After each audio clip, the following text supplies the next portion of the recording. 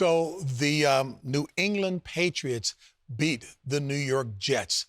Give me your thoughts about the Jets and the scenario there. Okay, before any Pats fans jump all over us for going right to the Jets, congrats, New England. They deserved it. That was a hard-fought victory for them. The Jets, it seems like it's time to start looking at shipping your car and booking your vacation. And I don't want to be that guy mid-season that looks at a group of professional athletes and tell them their season is over. But this isn't the season that we expected. It's been a struggle from the jump. I will say this, though. They've been in a lot of these games. There's been a couple of games this year where they lost by 2+ touchdowns. But the other 4, they lost by 1, 6, 3, and then today, 3.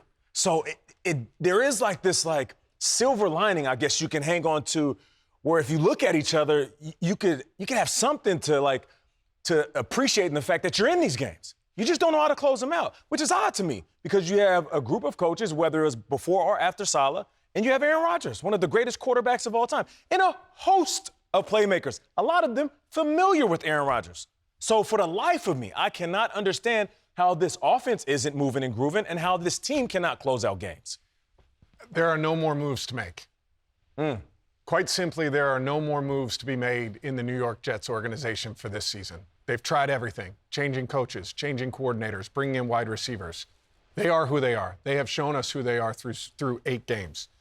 They have no margin of error for the rest of the season. 0 margin of error. They had very little margin of error coming into today. Yeah. But there is no margin of error for them moving forward. I don't see this being the players on their team in the future. Even Aaron Rodgers? I don't know. I mean, I don't know if he wants to come back. I don't know. They would be speculating on I don't all know of if that. they want him to come back. But it just has not been what they thought it would be, and they have tried pretty much everything. Yeah. When you get to a point like this at 2-6, it's about leadership right now. And I don't know where the leadership comes from. You're on an interim coach, and Jeff Ulbrich, who's inherited this team. They've not responded exactly to that with wins. Maybe they've responded in a little bit today. They got back to trying to run the football a little bit to take some of that pressure off Aaron Rodgers. Maybe there were some small strides made from that perspective. But it seems like the voice of this team is coming from guys when Devontae Adams comes in and talks about a lack of urgency, a lack of energy. We hear Aaron Rodgers talk each week about this team and the state of this team. So, it's times like this. They're 2-6. You're going to take 10 wins to get to the playoffs. I mean, they have no margin of error. And I think a bigger thing, you look at those last 5 games, 0-5, 16 points a game, points allowed. The defense has kept them in a lot of these games, but they give up big drives again at this time. So it's about leadership. It's about accountability. And again, talking about it is one thing, but they got to go out there and just do it. And we talk about the defense keeping them in games, but that defense led up a game-winning drive. Again, Jacoby Brissett, and no disrespect to Jacoby, but he had been benched a handful of weeks ago, and we're going to watch Jacoby right here take them right down the field and make plays in the passing game. He's comfortable in the pocket. Beautiful throw right there. Beautiful throw. But again, I look at this pocket. Boom. There's space to climb up into it. Yeah. Find it. Jacoby Brissett making moves with his legs. This is a guy, though, that a couple of weeks, right, Drake May came in to replace. No doubt. He's pushing the ball down the field. There's space in the secondary. These are things you have to take away. They had the opportunity to win that football game defensively. Yes. Defensively. Yeah. And they did not do it. Right. Before we close up the conversation, let me go back to what Nate said and give the Patriots a little credit. But I'm interested to hear what you guys have to say because you mentioned you were curious to see how this is going to play out after Gerard Mayo called his team out and called them soft.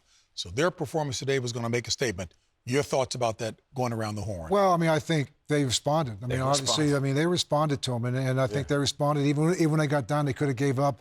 But I think what you saw was a gritty comeback by them, led by Jacoby Brissett, who epitomized that.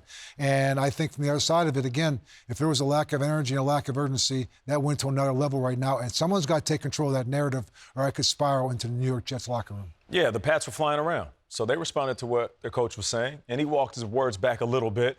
So I know this is the first time. This is his first rodeo, as we like to say. I just feel like this team is starting to learn their head coach, and their head coach is starting to not only learn the team, but also how to be a head coach in this league. 4th and goal from the 1, and they run the football right up the middle to score a touchdown to win the game. There was nothing soft about that play at the end of the game. Nothing. Folks, professors all, Matt, Nate, and Coach Bill Cowher. And you can see them and the rest of the folks on our show every Sunday, 12 noon, right here on the NFL Today. That does it for us. We'll see you next week.